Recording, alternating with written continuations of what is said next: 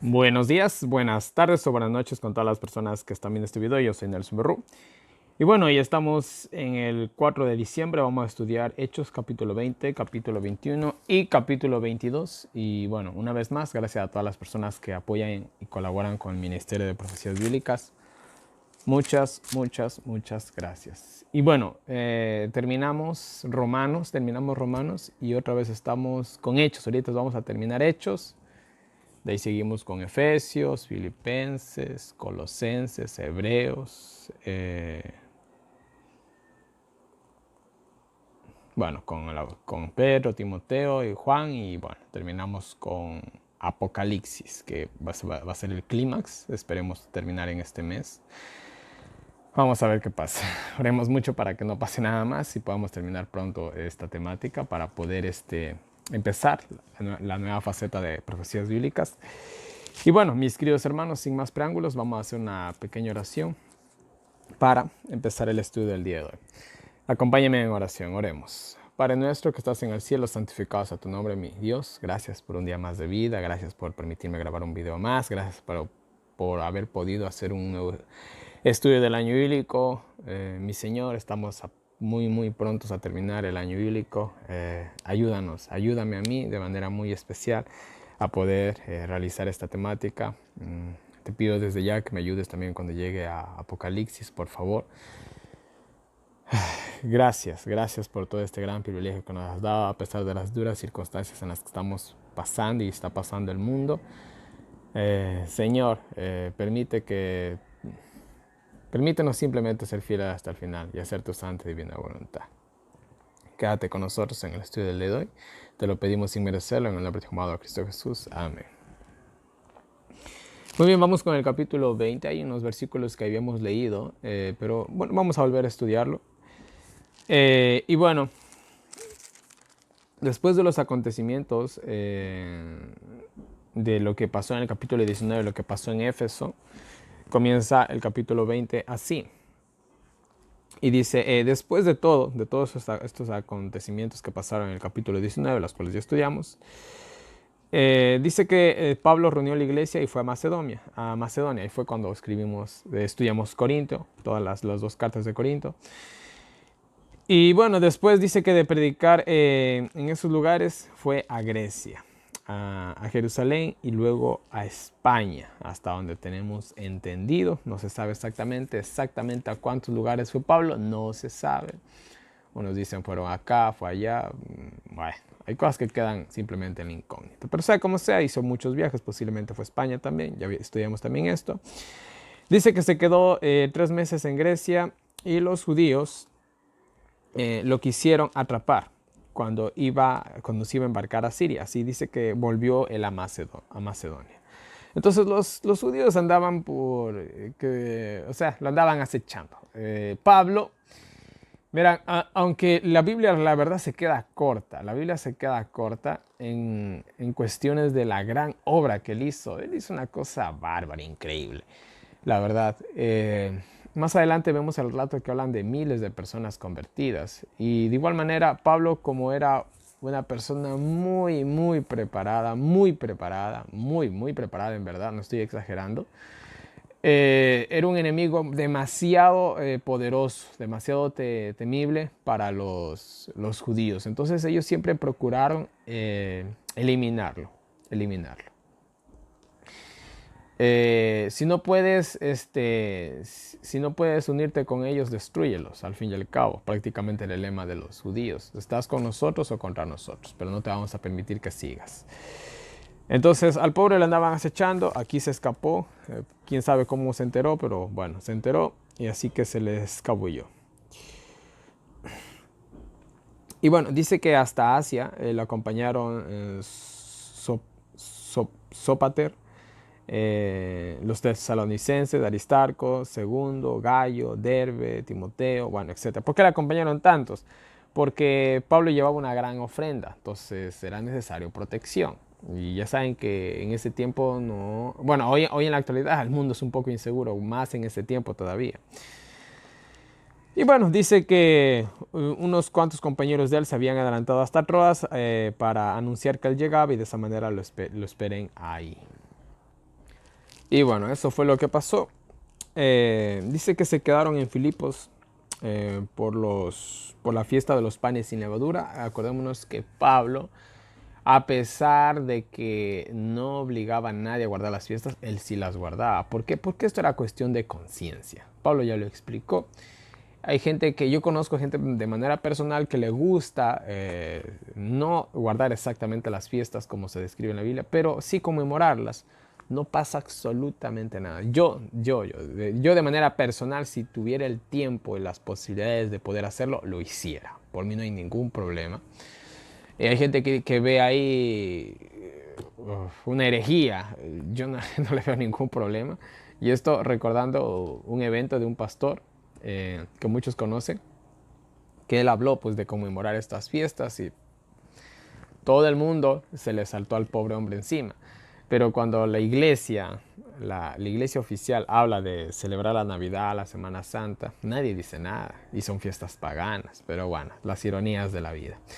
Entonces Pablo guardaba ciertas fiestas, estaba el templo aún en pie, guardaba las fiestas, no pasaba nada, oye.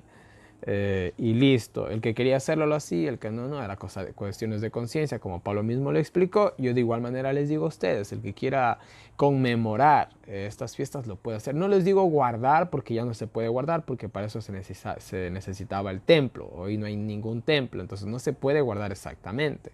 ¿Se las puede conmemorar? Oye, claro que se las puede conmemorar. Pero eso es cosa de la conciencia de cada uno de nosotros. Yo de manera personal, vuelvo y repito, si pudiera, lo hiciera, pero no, las circunstancias se me dificultan y no tengo con quién también. En fin, sigamos. Miren, aquí pasa un suceso bastante interesante. Y yo siempre les he dicho que cuando vean números interesantes en la Biblia, presten atención. Y bueno, dice que se quedaron ahí en Filipos por la cuestión de los panes, por la fiesta de los panes sin levadura. Dice que después de 5 días llegaron a Troas y estuvieron ahí 7 días. Estuvieron 7 días en Troas. Ojo al piojo, ¿ya? Mucha atención a esto. Estuvo 7 días en Troas. ¿Qué pasó ahí? Dice que el primer día de la semana se reunieron todos, porque Pablo ya partía, más bien dicho, ya el último día de los 7 días que se había quedado. Dice que como tenía que irse, alargó su discurso hasta la medianoche. Ahora, primero vamos a aclarar algo. Se quedaron 7 días, quédense con ese dato, no se olviden. Estamos en el último día, en el séptimo. Hay una reunión el primer día de la semana. A ver, ¿a qué se refiere aquí con que el primer día de la semana? ¿Se reunieron en domingo? ¿O qué día mismo se reunieron? ¿Era un culto cristiano? ¿Era porque los cristianos guardaban el domingo? ¿Cuál es la cuestión? Primero que nada, cuando Dios da la ley en el Sinaí, deja clarito que Él santifica el día sábado. Y es su día. De igual manera en el Edén dejó mega súper claro que será su día, incluso Él mismo descansó. Nunca en la Biblia hay un versículo que exalte el día domingo, que lo exalte. Hay actividades que se hicieron el domingo, oye, se las pudieron haber hecho el día martes, el miércoles, el jueves, no sé.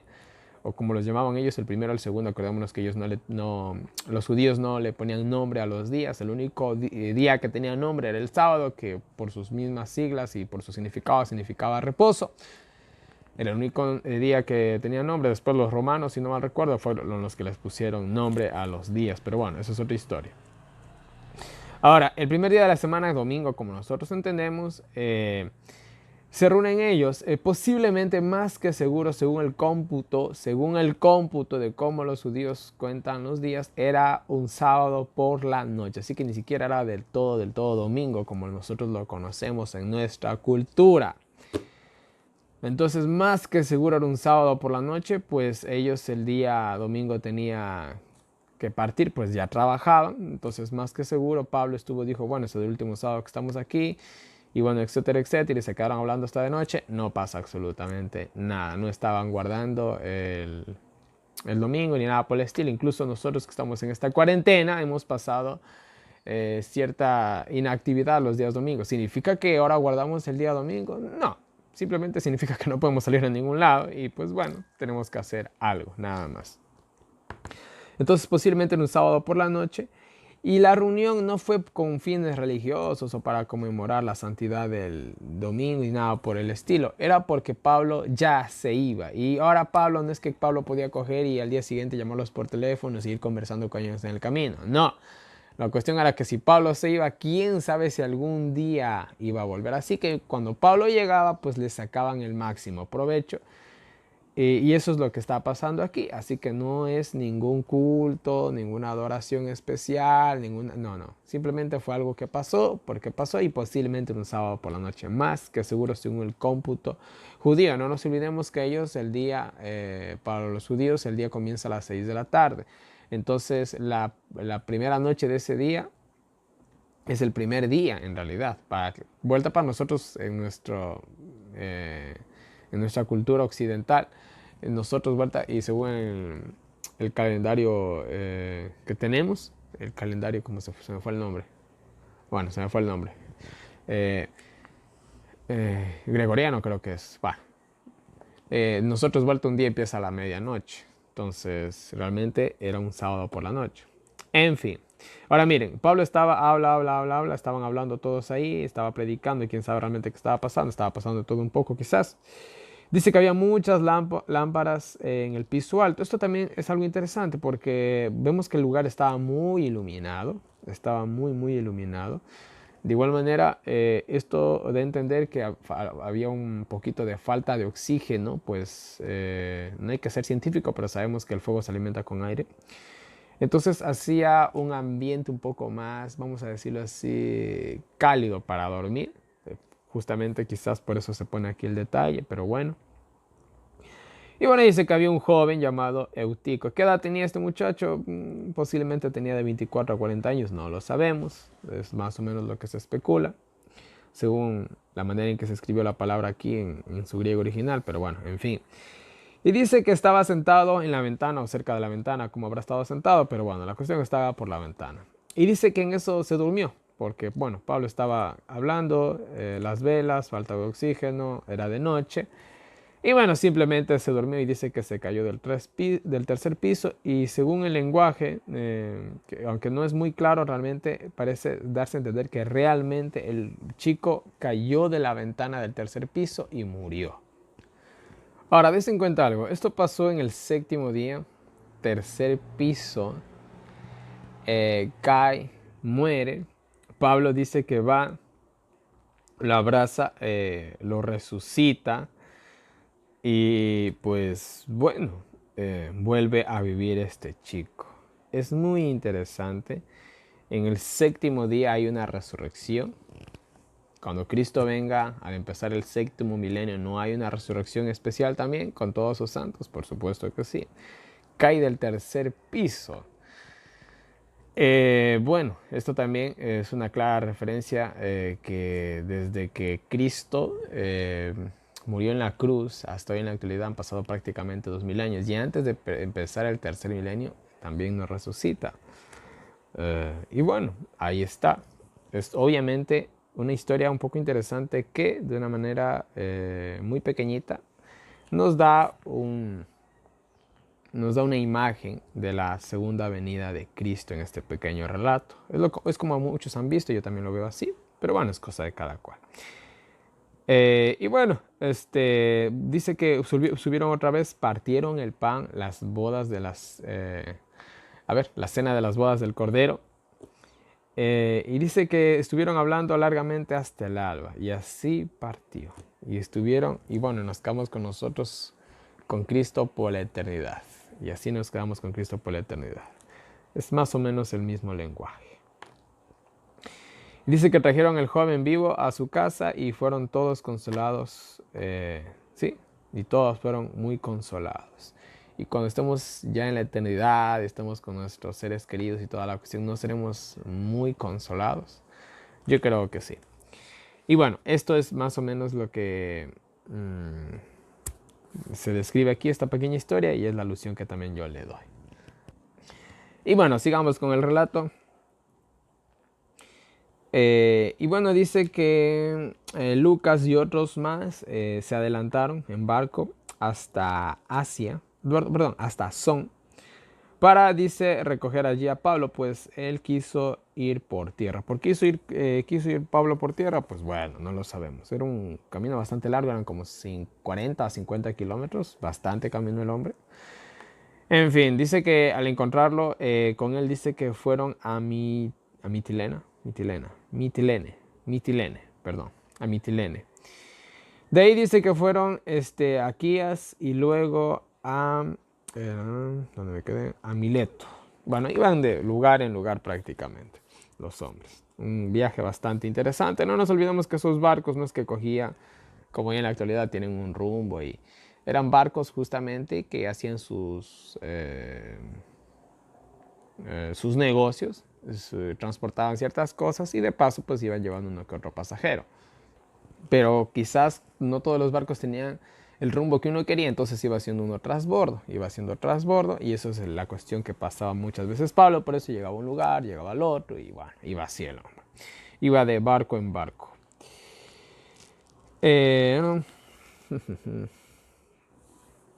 Y bueno, dice que Pablo se había determinado llegar pronto a Jerusalén, porque bueno, quería estar en el Pentecostés por un lado, y por otro lado parece ser que también quería dar la ofrenda a la iglesia de Jerusalén, ya que aprovechaba que por el Pentecostés estaban quizás todos reunidos. Entonces no se sabe exactamente cuál era la prisa de él, posiblemente era la fiesta, y a su vez también poder dar la ofrenda a los santos de Jerusalén, a los hermanos de iglesia de Jerusalén, vamos a decirlo así mejor. Pero bueno, tenía mucha prisa. Y bueno, dice que desde Mileto mandó a llamar a los... Bueno, dice que llegó a un lugar que se llamaba Mileto, en Éfeso, cerca de Jerusalén parece ser. Déjenme ver.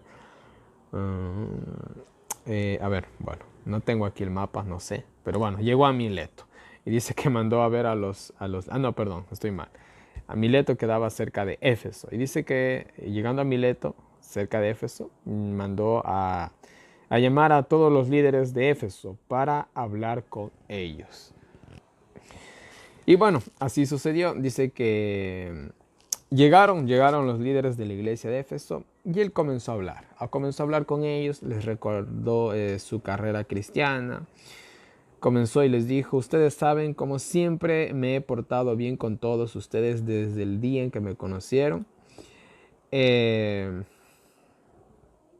Servía a Dios con humildad entre lágrimas y pruebas por culpa de los judíos, pues siempre lo estaban acosando. Saben que nunca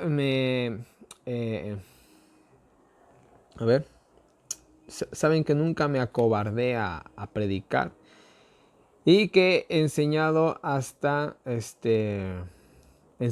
públicamente. Ustedes saben que todo lo que yo he hecho lo he hecho públicamente. Nunca me he acobardado a pesar de las duras circunstancias, le está diciendo Pablo. Prediqué a judíos, a griegos, a gentiles, a todos. Les prediqué el mensaje de salvación, el cual ya hemos analizado en todos estos libros que hemos estudiado. Y ahora voy a Jerusalén sin saber lo que me espera. Pues cuando yo llego a cierto lugar, el Espíritu Santo me dice lo que me espera. O sea, Pablo dice, bueno, ahora estoy rumbo a Jerusalén y no sé qué me va a pasar allá. Pero como que Pablo ya venía presintiendo algo.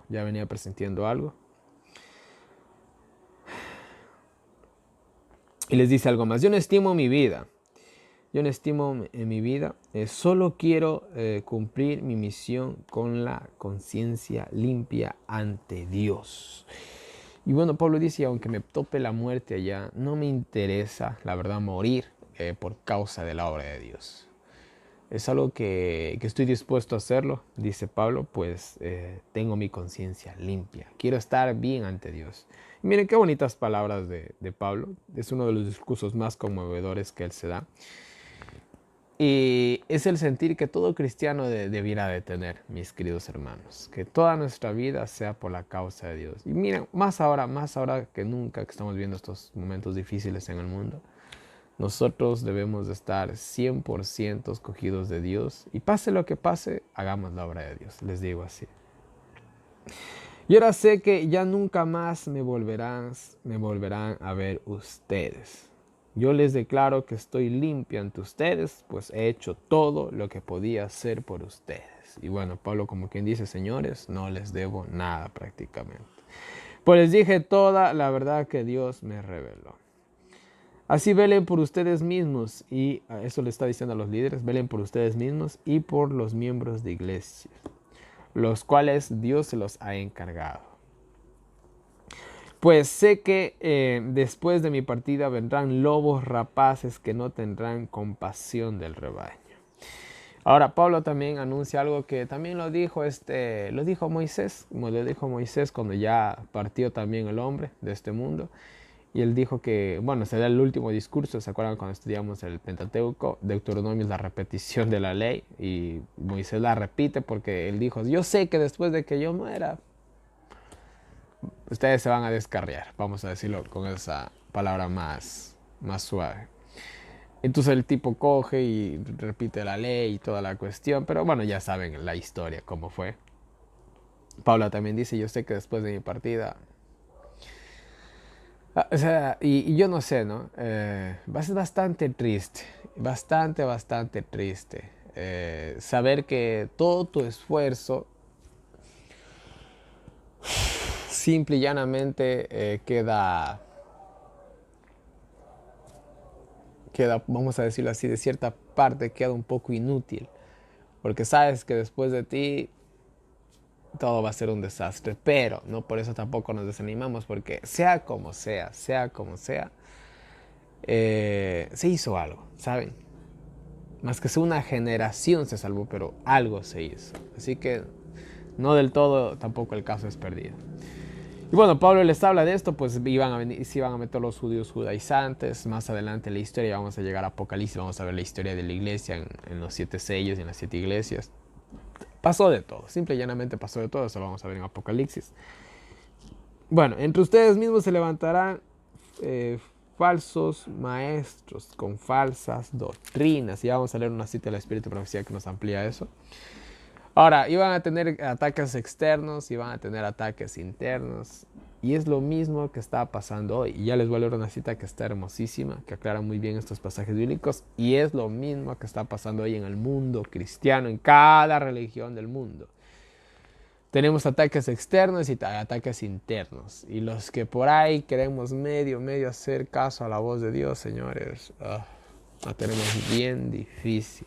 Bien difícil, pero no es imposible. No es imposible, porque Dios nunca nos prueba más de lo que podemos soportar. Y bueno, Pablo les dice, bueno, por tanto, velad, estén atentos. No olviden que por 3 años los instruí de todo corazón.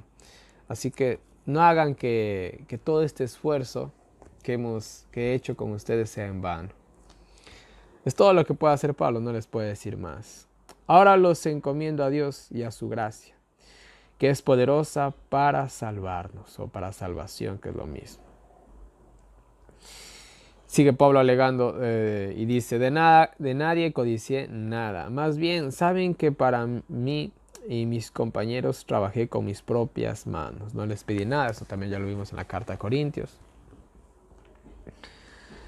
Y bueno, les enseñé que así se debe trabajar para poder ayudar también a los necesitados, recordando lo que dijo Jesús, más bienaventurado es dar que recibir. Y aunque esto no aparece en la Biblia, es una de esas frases que dijo Jesús que no se registran en los evangelios, pero bueno, quién sabe cuántas palabras de sabiduría dijo Cristo que no están registradas, en fin. Es una pena que no se haya podido registrar todas, pero bueno, lo que está registrado sirve para nuestra salvación y eso ya es bastante. Dice que al terminar oró con todos de rodillas, lloraron mucho, lo abrazaron, lo besaron, ya ese beso que se dan allá en Medio Oriente, en la mejilla, ya saben eso. Y bueno, muy tristes, dice que se pusieron muy tristes porque sabían que no lo volverían a ver. Y dice que lo acompañaron hasta su barco. Y miren, Pablo siente una gran tristeza, sea una despedida final. Les advierte. Y esto me recuerda mucho a la historia de los pioneros adventistas. Ellos, hasta cuando Ellen G. de White estuvo viva, se mantuvo un poco pura la iglesia. Siempre hubieron problemas, no vamos a decir que no, siempre hubieron problemas, pero en sí el evangelio fue puro por un buen tiempo.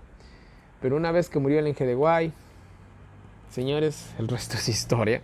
El resto totalmente es historia. Si nosotros hacemos una comparación solamente de las escuelas sabáticas que había en ese tiempo con las que hay ahora, estamos comparando oro con barro, vamos a decirlo así, por ser amables en la palabra.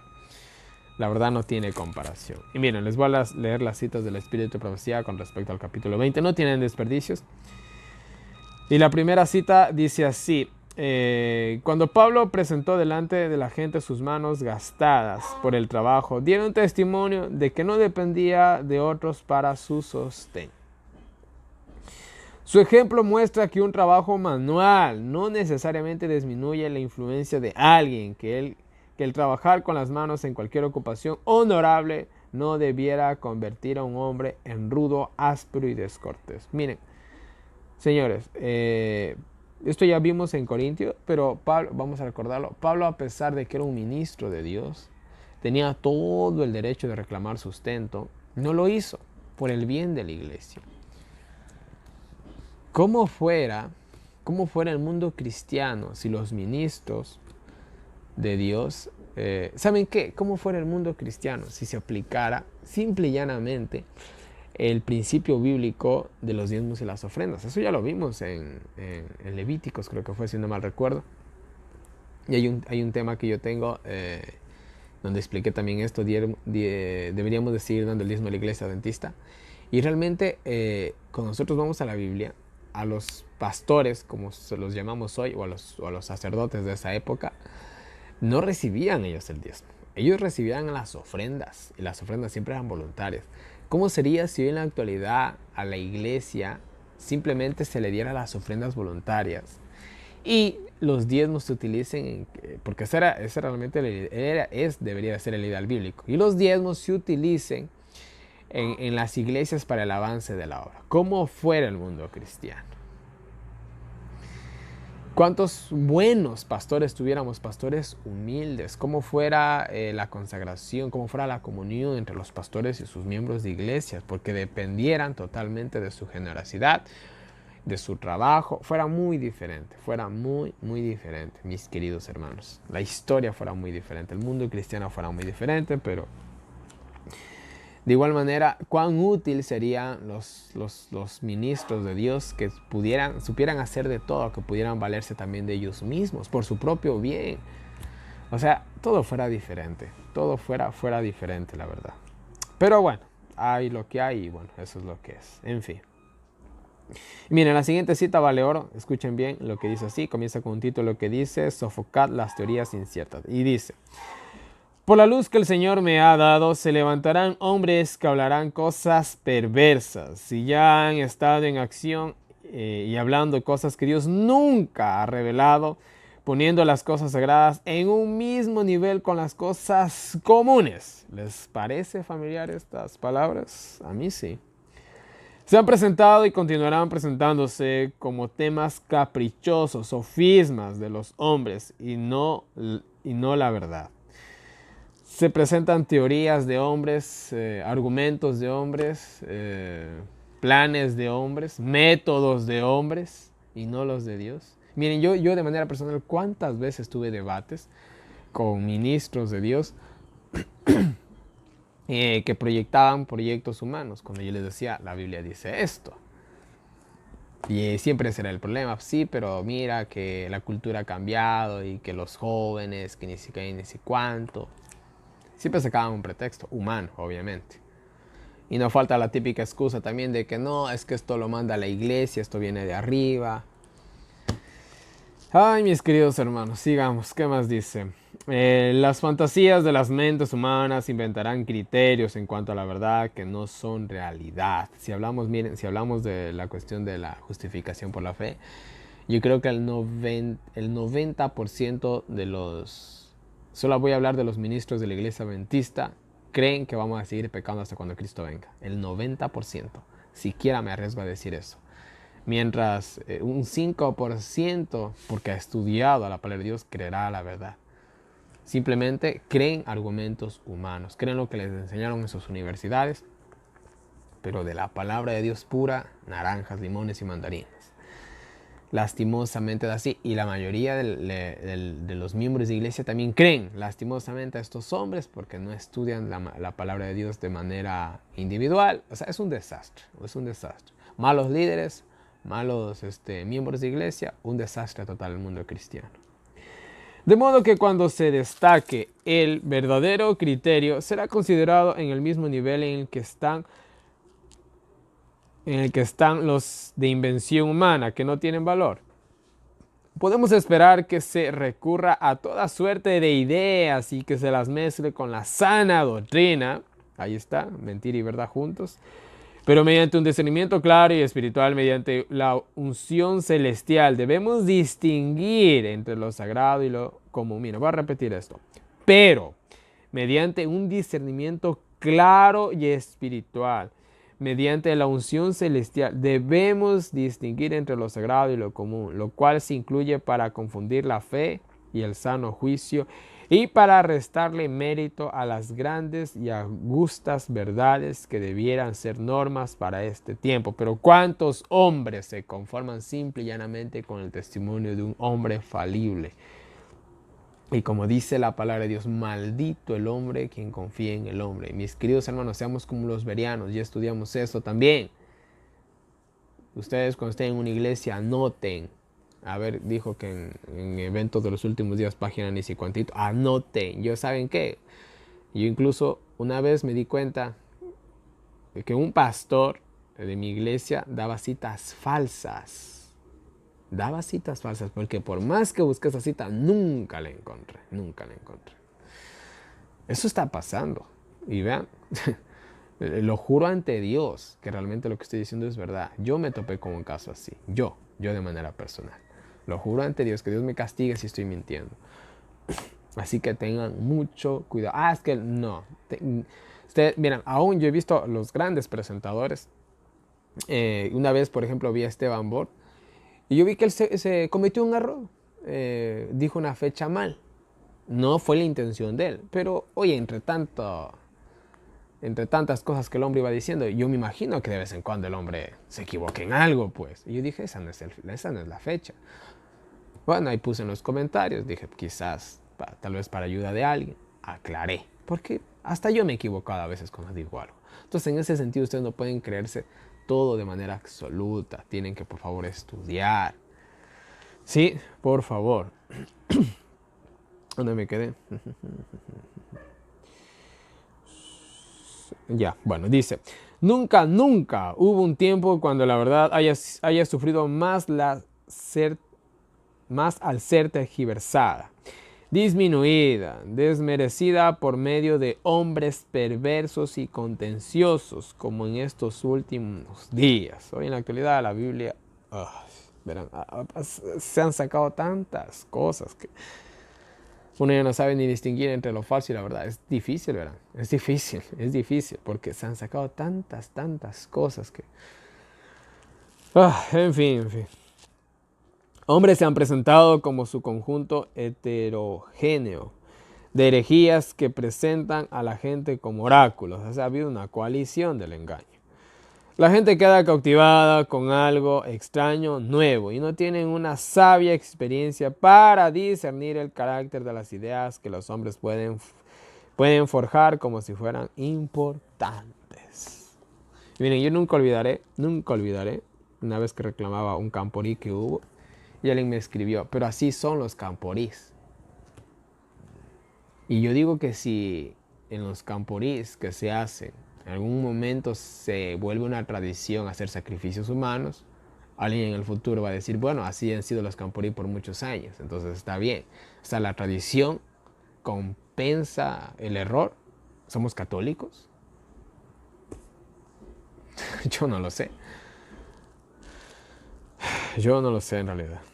Pero la gente ya no discierne, ya no piensa por sí mismo, simplemente la gente, disculpen la expresión, la gente es vaga, no lee la palabra de Dios, no entiende la palabra de Dios, viene alguien, les dice una cosa, se lo creen, viene otro, les dice otra cosa, se la creen, y son como ebrios. Son como ebrios de copa en copa, de vaso en vaso. Son así, hermanos. Necesitamos un estudio profundo de la palabra de Dios. Si no estamos perdidos, literalmente. Y miren, ahorita, con lo que está pasando. ¿Ustedes qué creen? Necesitamos más que nunca tener un conocimiento de la palabra de Dios. Si no, nos vamos a perder. Nos vamos a perder. Si viene una cosa bárbara al mundo, el mundo cristiano, ya van a ver cómo comienza todo a ponerse cada vez peor. Van a ver cómo las iglesias van a comenzar a actuar después de esta pandemia. Hermanos, no se necesita ser profeta para darnos cuenta de las aberraciones que van a comenzar a suceder. Van a ver las iglesias, ya van a ver lo que va a pasar. No se necesita ser profeta para más o menos darnos cuenta, porque si en tiempos de paz fuimos unos sinvergüenzas, vamos a decirlo así, ¿qué creen que ahora en estos tiempos de dificultad? Prepárense, no se sorprendan por nada, en serio les digo. Pero pretender que eso es algo de gran magnitud y unirlo con los oráculos de Dios no lo convierte en verdad. Es que se bautizaron 1000 personas. Es que muchos pasamos orando. Sí, pero en la noche hubo disculpen la palabra, sé que es un poco grosera para los mexicanos, pero en la noche hubo un desmadre. Sí, pero en el día todos pasamos orando. ¿Eso funciona así? O sea, sí, mi amor, en el día te fui infiel, pero en la noche soy todo tuyo. ¿Eso funciona así? A ver, explíqueme, alguien que me diga si eso funciona así. O sea, en el día le soy infiel a mi esposa y en la noche le soy fiel. ¿Eso funciona así? ¿Sí o no?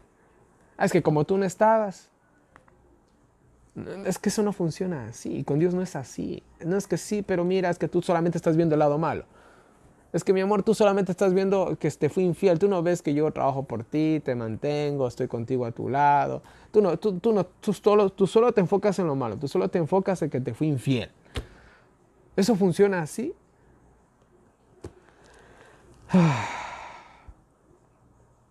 Pretextos tan absurdos. ¿Saben qué? Vamos a dejarlo ahí porque yo ya me comienzo a exaltar y no vale la pena. Sigamos. ¿O qué reproches es esta para las bajas normas de la piedad de las iglesias? Hombres que quieren presentar algo original, algo nuevo, novedoso, una nueva estrategia, es algo nuevo, hermanos. Es una nueva manera de presentar el evangelio, es una nueva forma de atraer a la gente a la iglesia. Promoverán cosas nuevas y extrañas y sin un debido examen se apoyarán. Y sin un debido examen, no es que esto mandan de arriba. Y como ya mandan de arriba, yo creo que los que mandan de arriba son dioses, no se pueden equivocar, ¿no? Algunos piensan así. Y sin un debido examen se apoyarán en esas teorías endebles que han sido entretejidas con una preciosa teoría y la presentarán como una cuestión de vida o muerte. No es que esto, miren, les voy a decir algo, por ejemplo, del diezmo. Tú por desgracia llegas a tocar ese tema, estás perdido, así, te discriminan así de una. Pero ¿cómo vas a hacer eso con el diezmo si el diezmo es sagrado? Te han metido esa idea de que el diezmo es sagrado y que tiene que darse a la iglesia. Así el pastor o la iglesia coja todo ese dinero y se lo regala al Vaticano. No estoy diciendo que sea así, estoy simplemente exagerando, ¿ya? Y como el diezmo es sagrado hay que darle a la iglesia, pase lo que pase. Sí, pero mira que la iglesia se acaba de meter en narcotráfico. No importa, tú dale el diezmo a la iglesia porque el diezmo es sagrado. No es así, no es así. Hay cosas que nos han presentado como si fuera de vida o muerte. Y un montón de cosas que ni para qué entrar en detalles. No debiera de ser así. Nosotros, por ejemplo, si hablamos del tema del diezmo, el propósito del diezmo no es darlo a la iglesia. El propósito del diezmo es ver que se utilice bien el diezmo. ¿Ya? Y eso es cosa de la conciencia de cada uno de nosotros. Hay gente que coge y dice, bueno, yo doy a la iglesia y me siento bien. Bacán, hazlo. Pablo dice, cada uno actúe según su conciencia. Pero hay gente que no puede aguantar eso y decir, ¿cómo es posible? Yo sé que lo estamos utilizando mal y yo dar mi diezmo y yo no puedo. Lo siento, estoy pecando ante Dios. Y no podemos nunca ir en contra de nuestra conciencia. Por eso nosotros, cuando tengamos dudas o lo que sea, nosotros tenemos que estudiar a fondo. Y cada uno actuar según la conciencia y según la luz que ha estudiado y se la ha revelado. Así debemos de actuar. Pero lastimosamente han cogido, nos han neutralizado la conciencia, simplemente hay que hacer eso porque es así, es que hay que celebrar la Navidad porque eso es así, y si tú no lo haces estás en contra de la iglesia. Es terrible, verán, el mundo cristiano, no estoy hablando solamente del mundo adventista, el mundo cristiano es así. Es terrible, lastimosamente, lo que se ha hecho el cristianismo. Es terrible y es tan indignante, pero yo le doy gracias a Dios que como en los tiempos de Elías, hay 7,000 que no han doblado sus rodillas a Baal. Y no importa la cantidad, sino la calidad, les digo así, no importa. Mientras haya un solo hombre, eso es suficiente.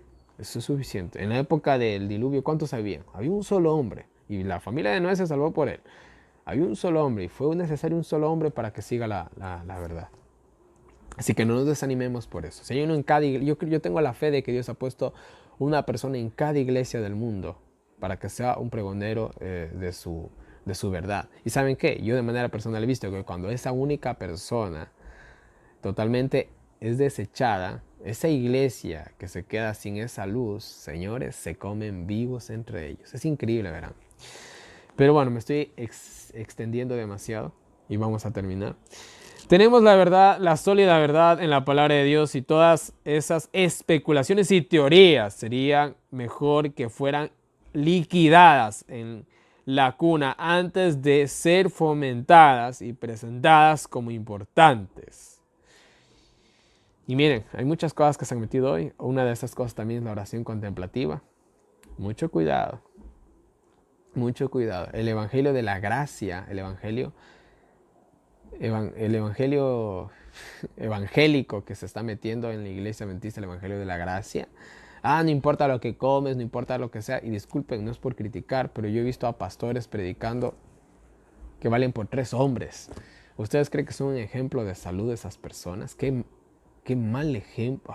¿A cuántas personas están condenando a muerte por un testimonio, una predicación falsa? Debemos oír la voz de Dios que procede de su palabra revelada, la segunda palabra profética. Los que quieren darse importancia y procuran hacer algo espectacular, sería mejor que reflexionaran con cordura. Y miren, hay una pandemia de youtubers que por ser populares cogen y hacen un montón de payasadas frente a cámaras con la palabra de Dios. Hubo una vez incluso un chico que cogió a la palabra de Dios y la comparó con una línea de cocaína. Disculpen la expresión, pero qué estupidez tan grande. Porque por llamar la atención, por tener más suscriptores, seguidores. Qué estupidez tan grande, les digo así. Y cuántas bobadas más se hacen por ese tipo de cosas. Sigamos. Siguiente cita. Déjenme ver. Sí, la última cita. Dice, los traidores de la verdad se convierten en sus peores perseguidores. Y aquí viene lo otro. Aquí viene la segunda parte de esto. Mucho del llamado cristianismo pasa como ortodoxia genuina y fiel. Son como, somos los verdaderos, somos los oficiales, ¿ya? Pero esto se debe a que los que dicen profesarlo no tienen una persecución que sufrir por causa de la verdad. Claro, pues como sus pastores los aplauden, entre ellos se premian, etcétera, etcétera. Cuando llegue el día en que se invalide la ley y la iglesia sea zarandeada por las fieras pruebas que serán sometidos, que estamos a las puertas de eso, todos los que moran en la tierra, una gran proporción de aquellos que pasan por seres genuinos, presentarán oídos a espíritus engañadores y se convertirán en pérfidos y traicionarán sagradas verdades, demostrarán que son nuestros peores perseguidores. Como citó Pablo, de vosotros mismos se levantarán hombres que hablen cosas perversas y arrastrarán tras sí a los discípulos. Y muchos presentarán atención a espíritus engañadores. Miren, cuando aquí habla de espíritus engañadores, hermanos, verán, escúchenme bien, no es que un demonio se va a parar en algún día en un púlpito y va a comenzar a predicar. Eso no va a pasar nunca.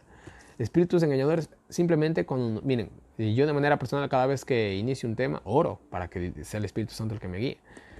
De igual manera, son hombres que bajo la influencia de espíritus de demonios van a hablar y van a decir cosas que no son. Los que se han sustentado con la carne y la sangre del Hijo de Dios, su santa palabra, serán fortalecidos, arraigados y fundamentados en la fe. Dispondrán de evidencias crecientes para apreciar y obedecer la palabra de Dios. Dirán como David, han invalidado tu ley, por eso he amado tus mandamientos, más que el oro y más que oro muy puro. Mientras otros los consideran como escoria, se levantarán para defender la fe. Todos los que tienen en cuenta su conveniencia, su placer, repito, todos los que tienen en cuenta su conveniencia, su placer, su beneficio, no soportarán la prueba. Hermanos, hay mucho que decir aquí, ya hemos de hablar en otros temas, pero bueno, hasta aquí llega el capítulo 20. Disculparán que me exalté un poco, pero hay cositas que a mí me exaltan un poco, sinceramente. Y sobre todo esta cuestión que, bueno, yo me enfrento a esto prácticamente todos los días y es bastante indignante. Bueno, en fin, vamos a continuar con el capítulo 21, que es bastante largo. Vamos a dejar 21, 22 también. Bueno, vamos a ver cómo lo hacemos. Y bueno, bueno, después de todo esto, dice que zarparon de allí hasta Patara, así se pronuncia, bueno, nombres raritos. Bueno, pasaron por Kos, después a Rodas, a Patara, iban haciendo transbordo, como ya les expliqué.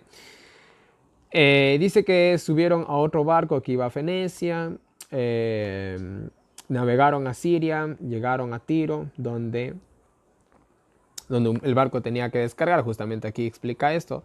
Hay barcos que tenían que llegar a un puerto, descargaban. Obviamente eso se tardaba un par de días, quizás un día.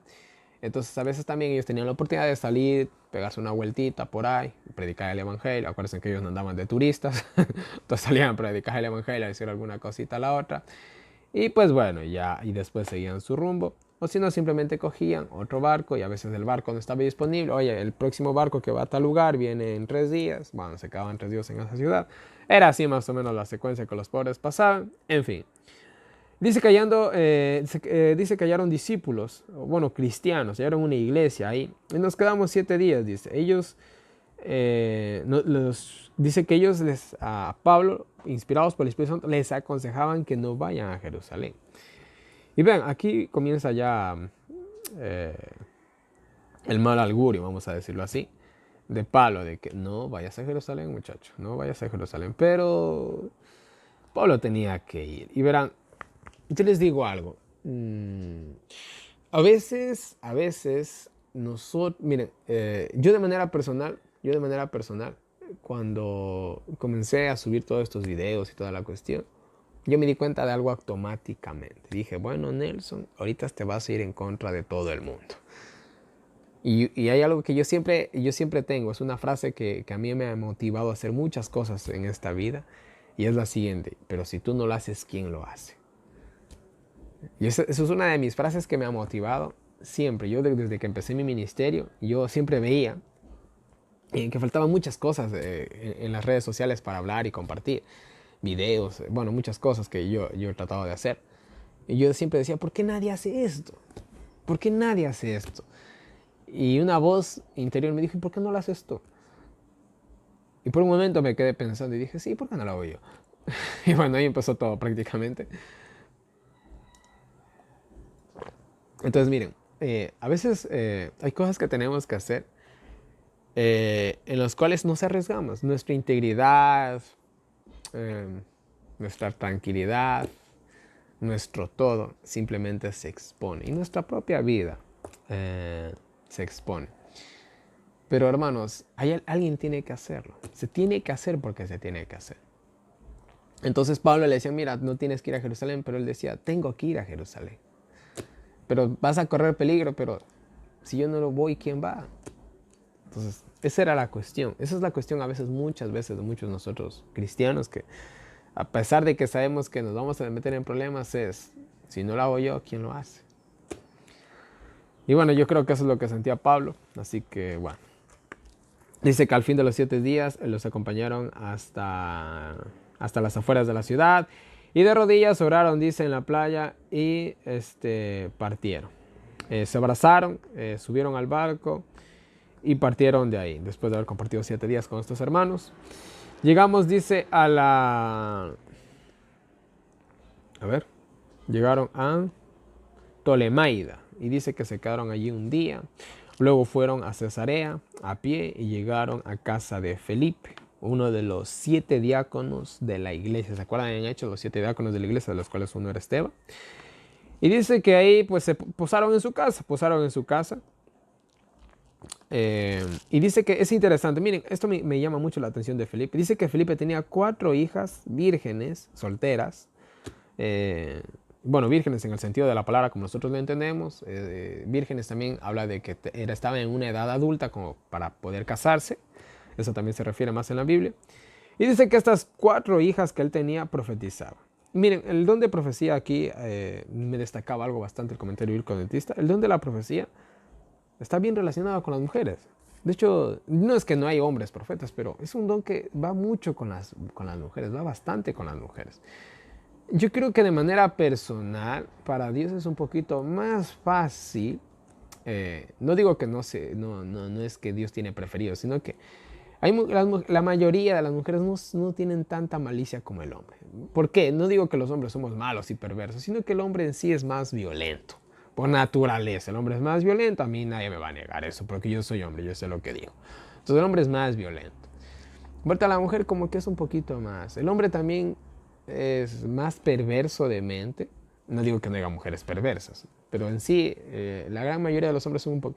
O sea, para un hombre es un poquito más difícil tener una comunión un poquito más íntima con Dios. Oye, ¿hay hombres que se fueron al cielo? Sí, no estoy diciendo que no hay, que...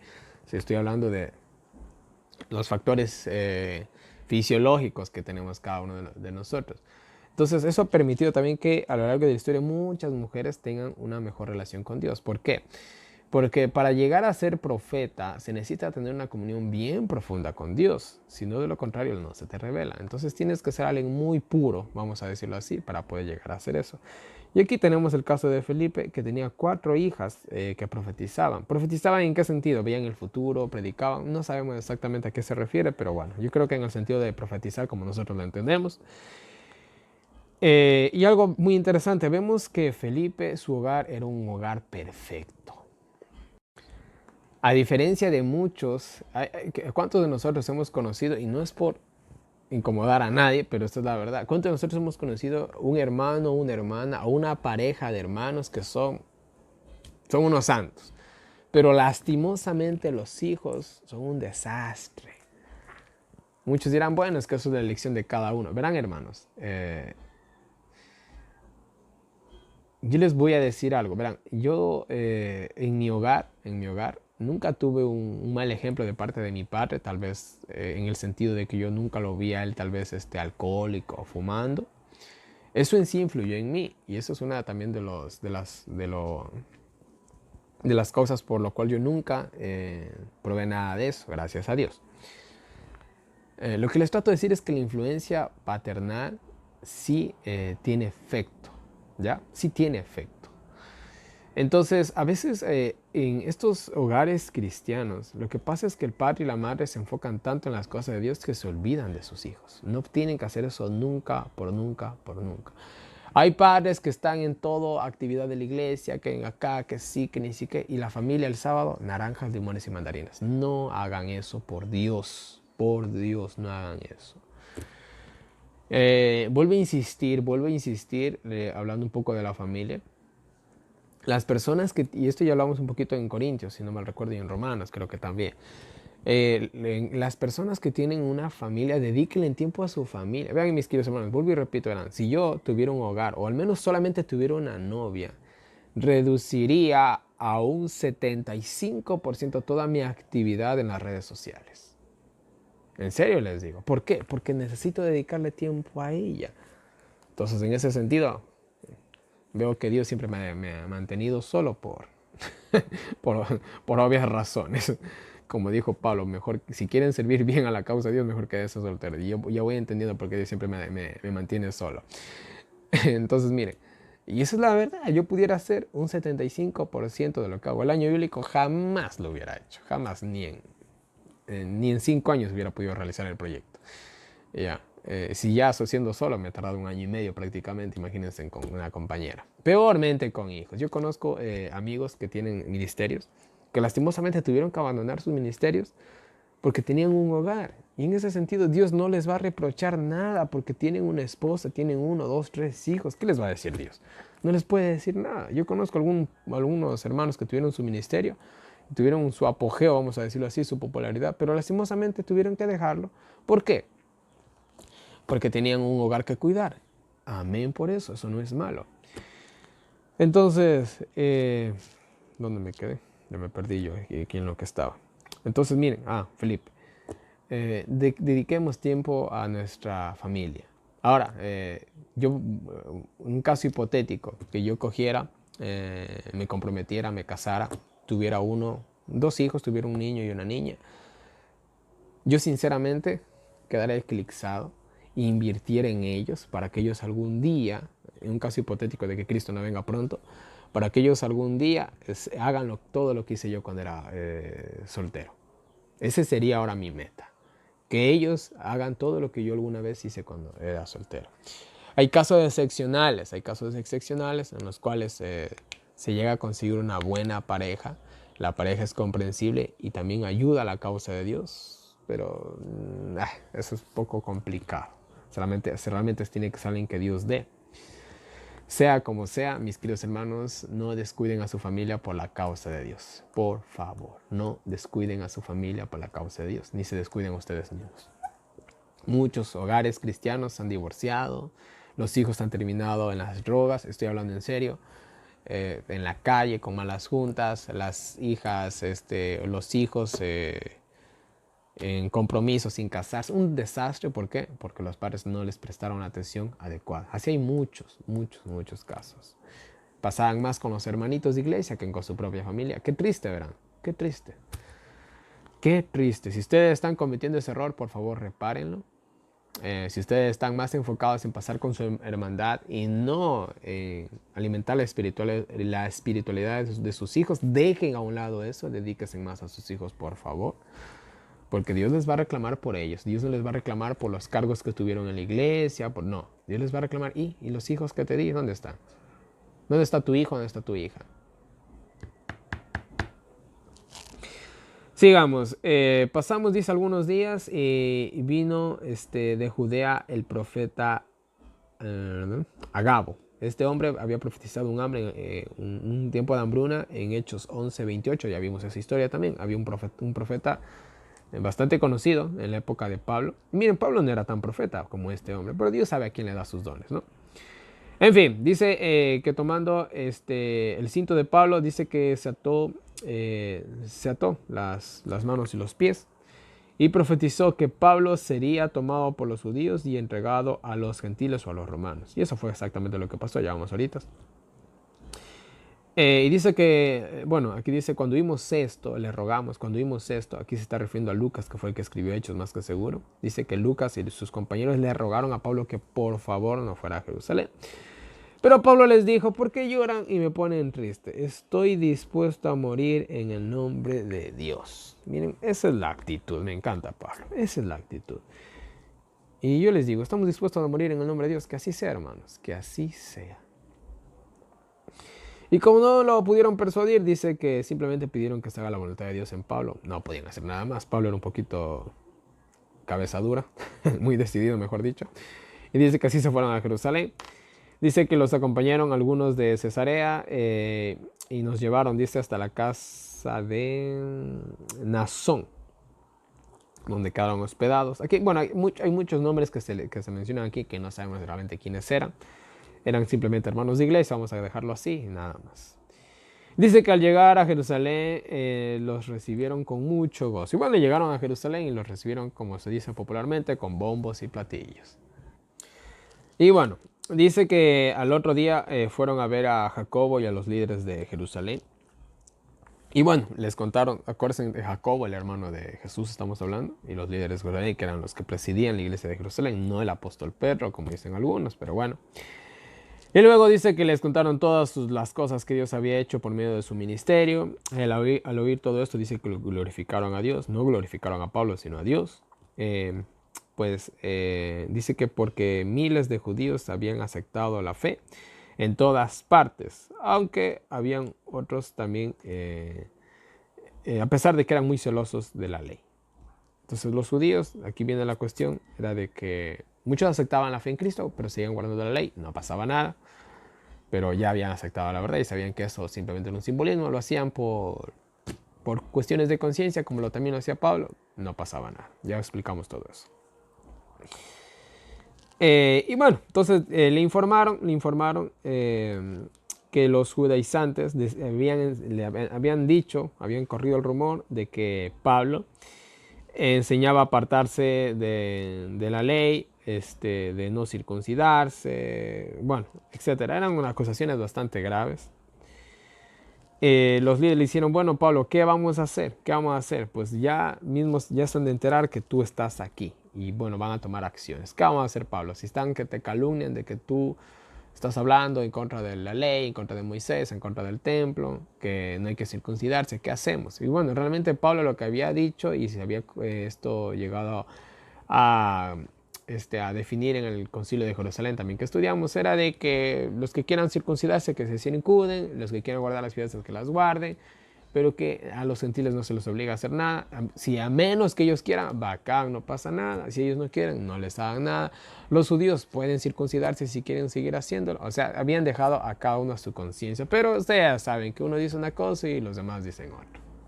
Habían tergiversado sus palabras, en fin. Entonces, miren, aquí lastimosamente los líderes toman una pésima decisión y le dicen lo siguiente: haz lo que te decimos. Hay aquí 4 hombres entre nosotros que tienen votos de nazareato. Acuérdense que de la cuestión del nazareato, que se podía guardar de un mes hasta un tiempo indefinido, pues por un mes habían consagrado a 4 hombres. Así que purifícate con ellos, paga por ellos la cuestión de... ¿no? ¿Dónde me quedé? A ver, purifícate con ellos y paga con ellos lo que ellos han gastado en toda esta cuestión del nazareato. Rasúrate la cabeza. Sí.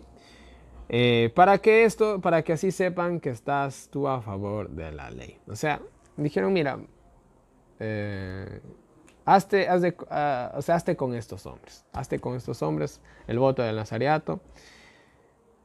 Para que de esa manera los judíos vean que tú no estás en contra de la ley. Fue un engaño, por así decirlo, y una falta de fe. No fue la mejor decisión, sinceramente. No fue la mejor decisión, pero bueno, fue lo que pasó. En cuanto a los gentiles, seguirán ellos con su libertad. Esto se aclara aquí, lo que se había llegado al Concilio de Jerusalén. Y Pablo hizo así y fue al templo con ellos. Y dice que cuando estaban por cumplirse los 7 días de los 30 días que duraba el nazareato, pues era un mínimo un mes. Dice que los judíos de Asia al verlo alborotaron al pueblo contra él. Entonces miren, Pablo cogió, se unió por una semana con ellos. Después se rapó la cabeza, hizo lo que se tenía que hacer después del nazareato. Si ya lo estudiamos todo en el Antiguo Testamento, no vamos a entrar en detalles. Y fue al templo con estos 4 hombres con la cabecita rapada.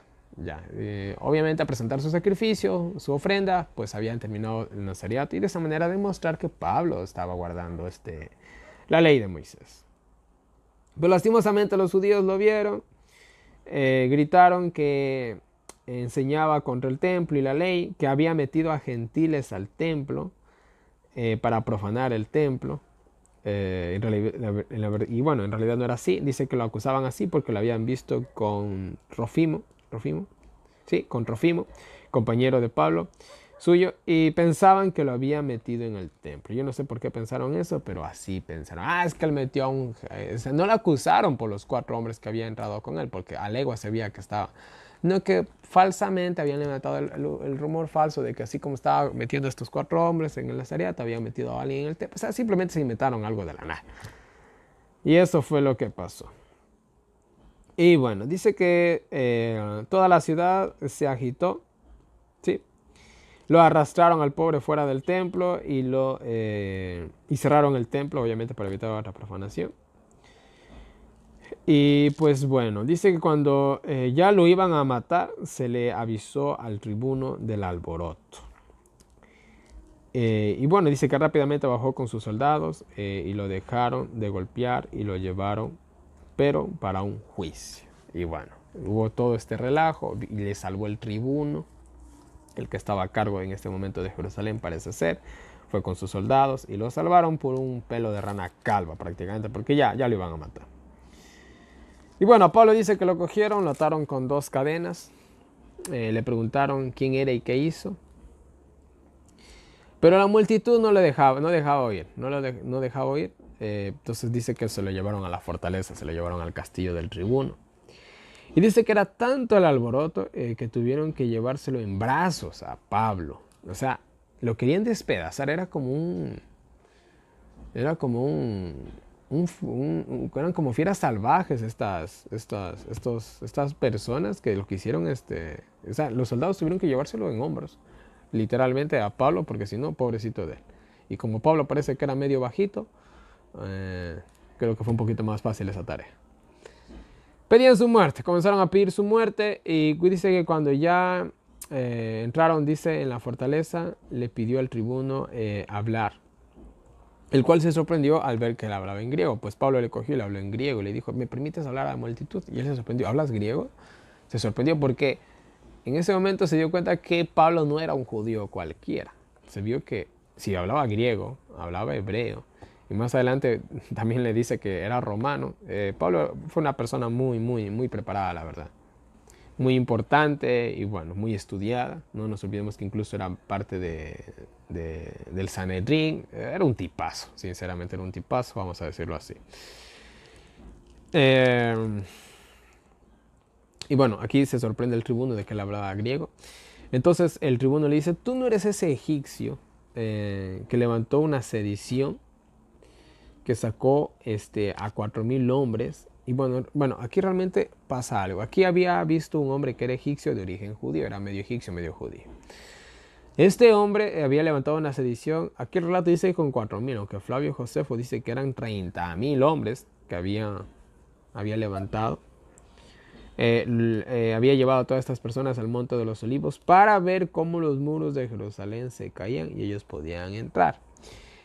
Por todo este movimiento se inician los celotes. Los celotes, bueno, si quieren saber más de los celotes, yo en los evangelios les dejo unos diagramas de los fariseos, de los saduceos, de los celotes y de otros más, de los 5 grupos que había en la época de Jesús y más adelante en la época de los apóstoles, y en este caso los sicarios o los celotes. Los llamaban los sicarios o los celotes, que es prácticamente lo mismo, porque estos hombres llevaban un puñal escondido en sus vestiduras. Entonces cuando ellos veían por ahí un soldado, cogían a traición, a la mansalva, como diríamos también, y pues lo mataban, lo asesinaban. Y de ahí viene el término sicario, de hecho, de parte de ellos. Hicieron famosa esa palabra. Entonces andaban así, y así andaban matando a algunos. Entonces era un grupo bastante revoltoso. El tribuno pensó que Pablo era de parte de ellos, o incluso era aquel egipcio.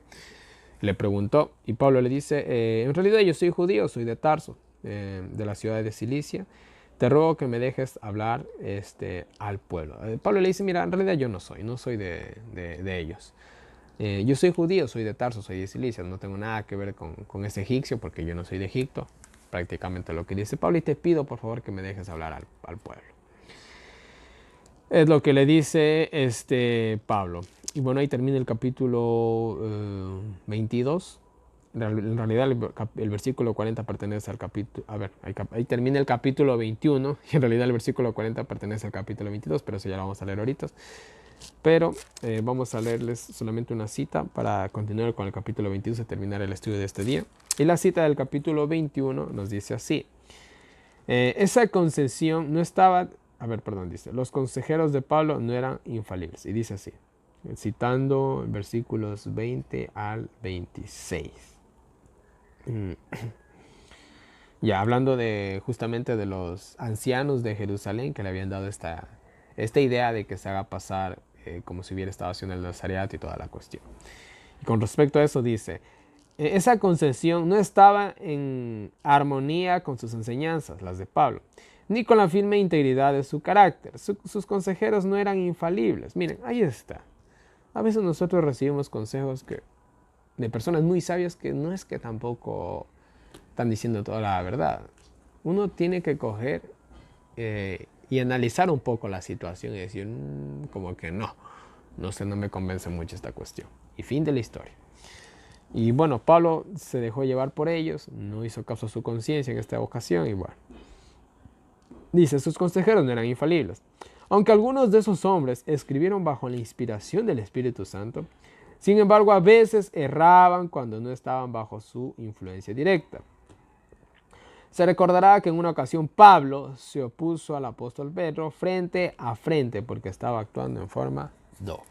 O sea, mucho cuidado a quien le hacemos caso, a quien no. Nosotros, verá, a nosotros nos pueden hacer muchas propuestas, nos pueden dar muchas ideas, muchos consejos. Y uno tiene que coger, sentarse y analizar y decir, ¿sabes qué? No me conviene eso. O sabes qué decir, sí, está bueno el consejo ahí, como que sí.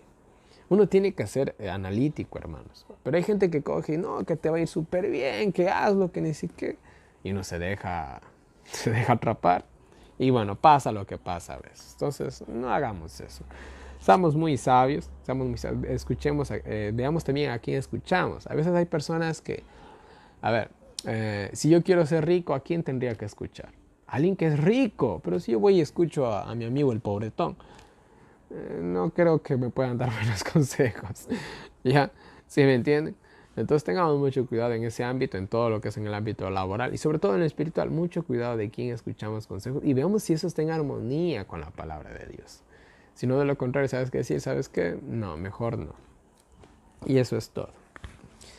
Y bueno, continuamos con el capítulo 22 para terminar. Y nos dice así. ¿Dónde me quedé? Y bueno, dice que se le permitió, entonces se le permitió, dice a Pablo, hablar a la multitud. Pablo se paró al frente de ellos en unas gradas en lo alto. Y bueno, dice que hizo una señal de silencio con la mano. Bueno, no sabemos exactamente cuál fue la señal que hizo, pero es una señal de silencio. Comenzó a hablar en hebreo. Entonces, la multitud también al escucharlo hablar en hebreo, ya se calmó totalmente, le pusieron atención máxima. Y comenzó, hermanos y padres, oíd mi defensa. Bueno, eso es un saludo, realmente, varones, hermanos. Es como si dijéramos hoy damas y caballeros, más o menos así. Y bueno, él comienza a decir, miren, yo soy judío, de Tarso, soy de Cilicia, fui educado a los pies de Gamaliel, fui muy estricto conforme a la ley de nuestros padres, he sido celoso de Dios, fui un fariseo, llevé a muchos a la cárcel e inicié una gran persecución, estuve también bajo el sacerdocio de Caifás, realmente Caifás. Cuando Pablo tiene su conversión, en este tiempo aún estaba Caifás como sumo sacerdote, más después estuvo Ananías del año 48 al año 66, el cual después fue muerto en una sedición. Bueno, es una larga historia. Y bueno, ahorita se estaba ya en el momento de Ananías, aquí estaba. Y bueno, Pablo simplemente está alegando toda su trayectoria. Comienza a decir, bueno, comienza a contar su historia de cuando iba a Damasco, lo que le pasó. Una luz vino de mediodía, me habló, una voz me dijo, Saulo, Saulo, ¿por qué me persigues? Era Jesús. Bueno, ya conocemos la historia. Soy yo, Jesús, a quien persigues. Ve a Damasco, no podía ver. Entonces fui a la casa de, bueno, Ananías, me volvió la vista. Y el Dios nuestro, y el Dios de nuestros padres, ya, esto lo fue las palabras de Ananías a Pablo y le dijo, el Dios de nuestros padres te escogió para que conozcas su voluntad. Serán las palabras de Ananías cuando le volvió la vista a Pablo. Así serás su testigo de lo que has visto y oído. Y bueno, Pablo siempre contaba su conversión y toda la cuestión, el reino de la gracia, la justificación por la fe. Ya sabemos todo eso. Bautízate y lava tus pecados. Y bueno, así lo hizo, ya sabemos la historia.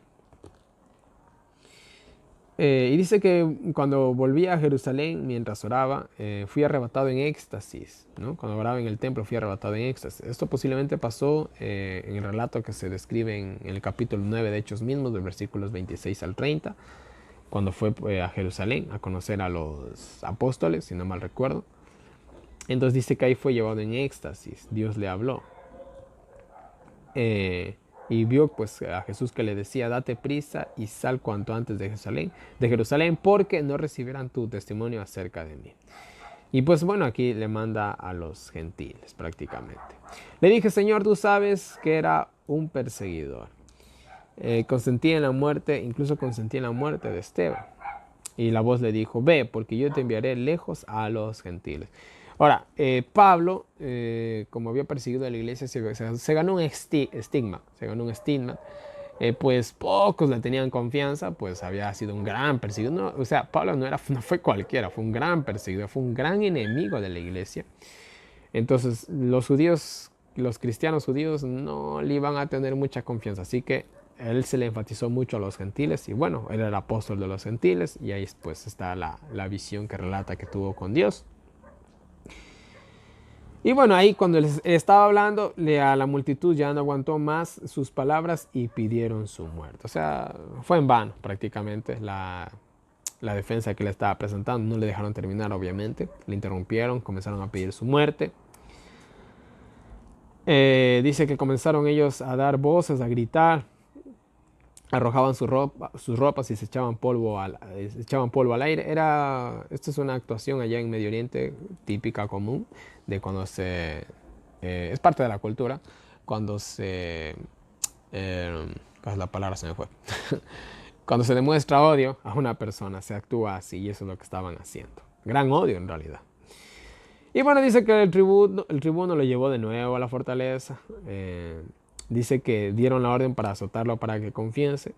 Y dice que cuando le estaban atando para azotarlo, Pablo les dijo, ¿es lícito azotar a un hombre romano sin ser condenado? Y bueno, el soldado que lo estaba atando, obviamente se sorprendió muchísimo. Entonces, le fue obviamente, le avisó al tribuno, le dijo que era romano. Vino el tribuno, le preguntó si en verdad era romano. Y el tribuno dijo, ¿cómo? Prácticamente lo que le dijo el tribuno, ¿cómo tú puedes ser romano? Si a mí me costó una gran suma de dinero ser romano, ¿cómo es que tú puedes ser romano? Y pues Pablo le dijo, bueno, señor, yo soy romano de nacimiento. Y bueno, pues con eso al pobre lo mató. Vamos a decirlo así. Entonces el tribuno tuvo gran temor, pues por haberlo tratado así. Pues no se podía tratar a un romano así. Vuelvo y repito. En este tiempo ser romano era lo máximo. Y tenías muchos beneficios y muchos derechos. Pero y a Pablo pues lo habían tratado un poquito medio mal, lo habían atado. Entonces Pablo tranquilamente podía denunciarlo al tribuno y el pobre podía perder hasta su cargo por tratar mal a un ciudadano romano. Entonces hubo un gran temor. Ya vimos que ser romano a Pablo le salvó el pellejo muchas veces. Quién sabe cuántas veces le salvó el pellejo. Aunque aquí se enumeran muy pocas en la Biblia, pudieron haber sido muchas veces las que le salvó el pellejo. Entonces dice que al día siguiente, para entender el problema, el tribuno dice que le soltó las cadenas a Pablo, mandó a ver a los principales judíos de Jerusalén y cogió a Pablo y lo puso delante de ellos. Y pues bueno, para arreglar el problema, a ver qué ha pasado mismamente. El tribuno quería solucionar ese problema porque a él también ya le estaba causando problemas y eso no le beneficiaba a él en lo más mínimo. Y bueno, ahí termina la historia. Ahí termina el estudio del día de hoy. Déjenme ver si estudié. Sí, estamos bien. Y mañana continuamos con los capítulos 23, 24, 25. Y después 26, 27, 28. Y terminamos Hechos y vamos con otros libros. Mis queridos hermanos, este ha sido el estudio del día de hoy. Ya voy a ver si grabo el tema del Laudato Si. Ya lo hice al fin. Lastimosamente tuve unos videos, unas videoconferencias y eso me dejó muy agotado, en realidad. Sumando las 3 conferencias que tuve, estamos hablando de 8 horas hablando, así que eso créanme que cansa y así que no tuve energías para poder grabar el tema. Pero como vamos con el año bíblico un poco atrasaditos, pues decidí primero grabar la temática del año bíblico y después grabar el Laudato Si. Quizás, si Dios lo permite, hoy mismo lo grabo o si no, a más tardar mañana. Y bueno, mis queridos hermanos, una vez más en pantalla tienen toda mi información de contacto para todas las personas que quieran recibir los enlaces del año bíblico, los audios del año bíblico, preguntas, sugerencias, correcciones, cualquier cosita háganmelo llegar por ahí. También estoy compartiendo información extra extra del año bíblico por WhatsApp con todo lo que está pasando ahorita. Siempre trato de compartir cositas que son un poquito más confiables. Así que no comparto mucho porque no sé, no puedo corroborar toda la información. Y hay cierta información que me parece más relevante y otra tan irrelevante. Y así que comparto lo más relevante ante mis ojos. Y bueno, ahí tienes las diferentes maneras en las que me pueden apoyar. Muchas gracias a los que puedan hacerlo. Muchas gracias de todo corazón. Se los agradezco infinitamente en el amor de Dios. Y los que no, mis queridos hermanos, pues simplemente y llanamente les puedo pedir que oren. Oren mucho por mí, por el ministerio y por cada uno de nosotros. Y bueno, mis queridos hermanos, no les canso más. Que Dios nos bendiga a cada uno de nosotros, nos ayude a seguir adelante y nos vemos el día de mañana con un nuevo video.